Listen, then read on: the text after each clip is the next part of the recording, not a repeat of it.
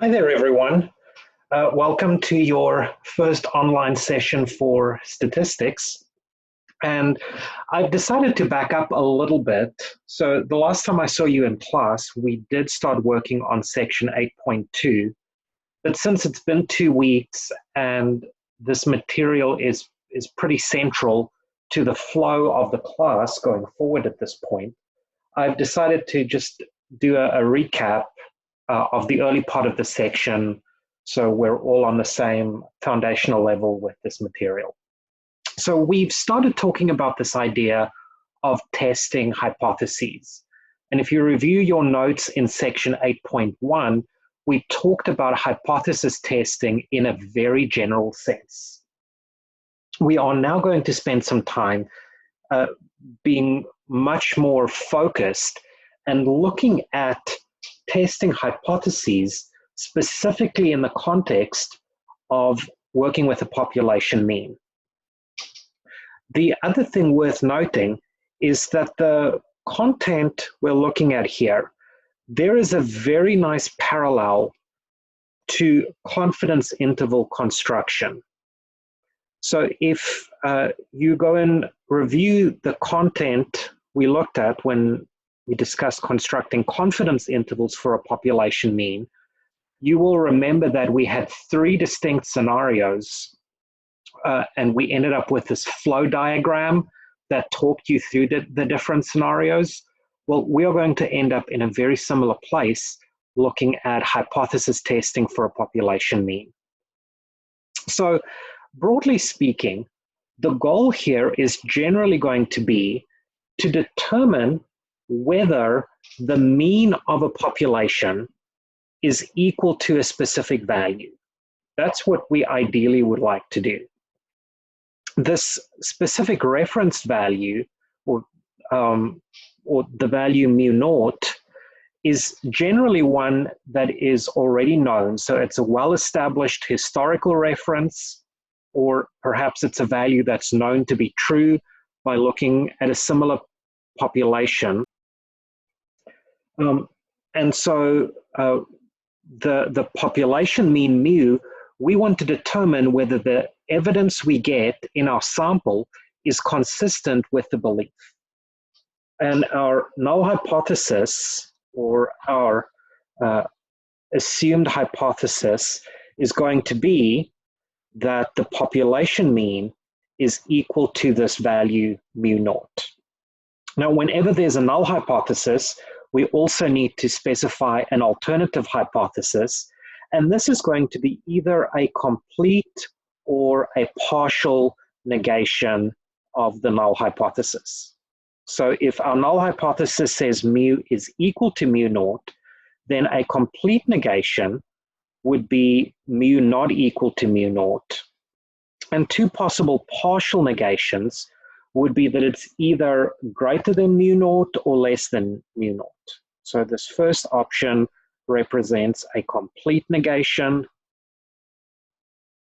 and the 2 inequalities represent partial negations.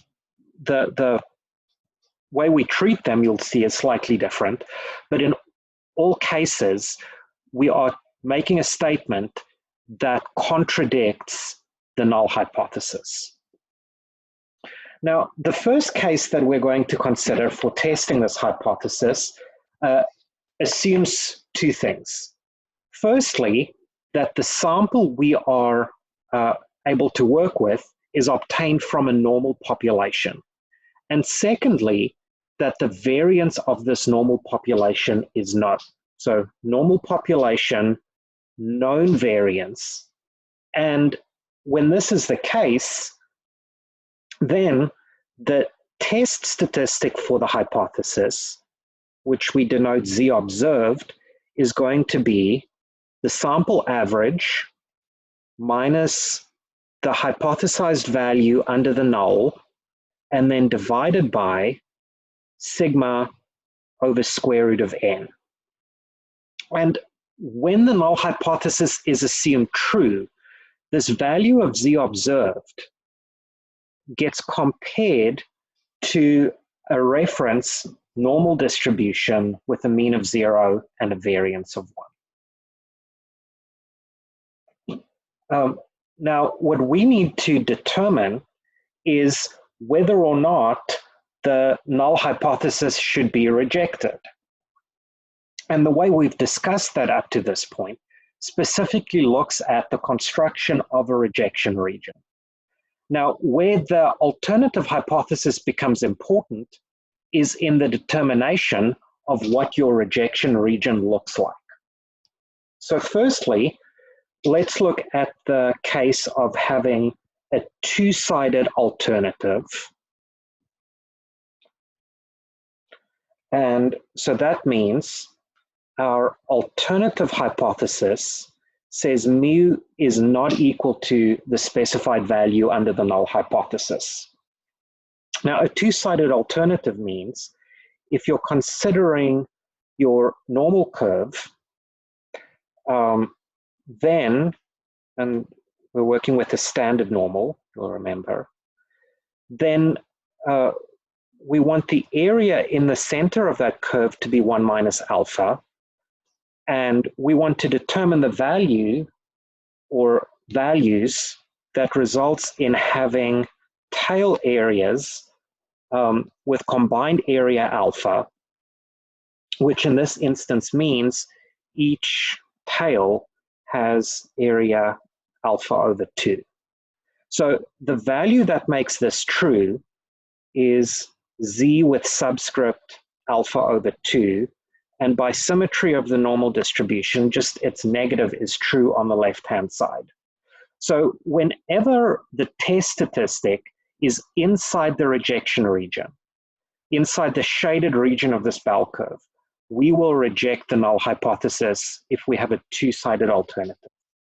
And we can specifically in this instance write the rejection region as if we consider the absolute value of our observed z statistic, if that absolute value is greater than or equal to z of alpha over 2, that puts us inside the rejection region.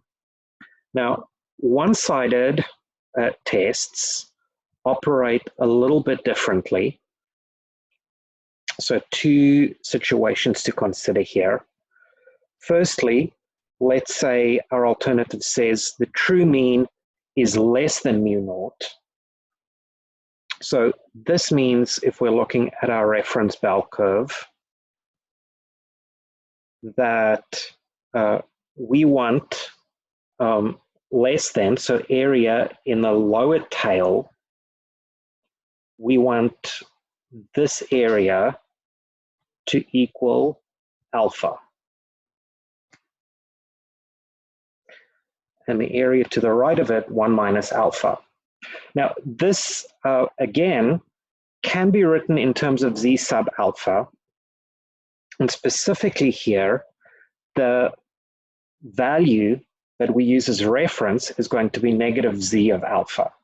So if you have a one-sided alternative, then your rejection region is going to be whenever z observed is less than or equal to negative z of alpha. So if it's below the negative of that z sub alpha value. And equivalently, if your alternative was that mu is greater than mu naught, greater than in this context tells you the area to the right of the specified reference value. This area needs to be alpha. So the value that makes that true is z sub alpha, and our rejection region is therefore whenever our observed z value is greater than or equal to z alpha, we find ourselves inside the rejection region. So tomorrow during our live session, which will also be recorded and posted online, we will work through some examples of how this gets implemented. Also important here is that we want to be able to determine whether we are making a type 1 or a type 2 error, at least in a probabilistic sense. So what you should remember is the alpha that we're specifying here, that controls our type 1 error. And remember, type 1 error is defined as rejecting the null hypothesis when it is in fact true. So if the null hypothesis is true, a type 1 error is possible. But when the null hypothesis is false, a type 2 error is possible. And a type 2 error refers to the situation where we do not reject the null hypothesis, but it is false. So in this instance, we now have a value mu naught, which is still our value under the null hypothesis, but there is also a value mu prime, and this is the value that is true and consistent with the alternative.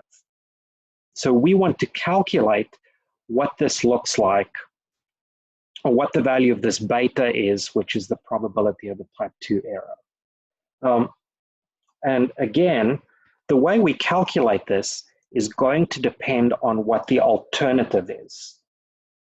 So if we have a two-sided alternative,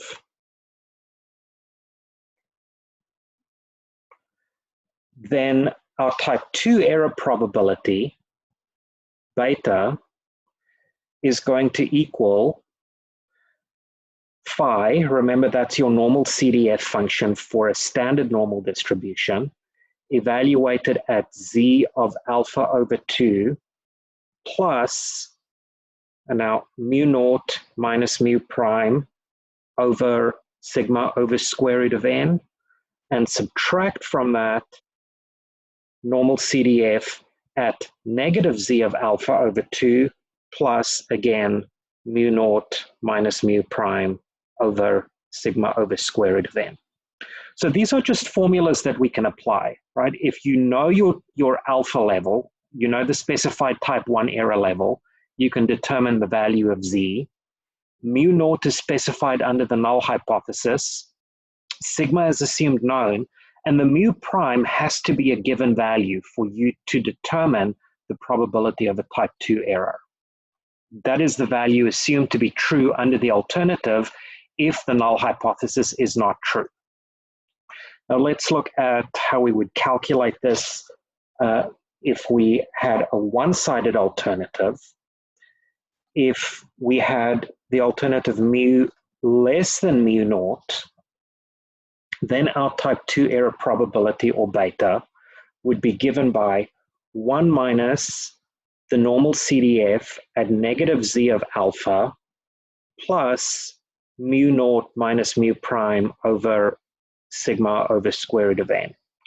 And finally, if our alternative is mu greater than mu naught, then we would calculate this as normal CDF at z of alpha plus mu naught minus mu prime over sigma over square root of n.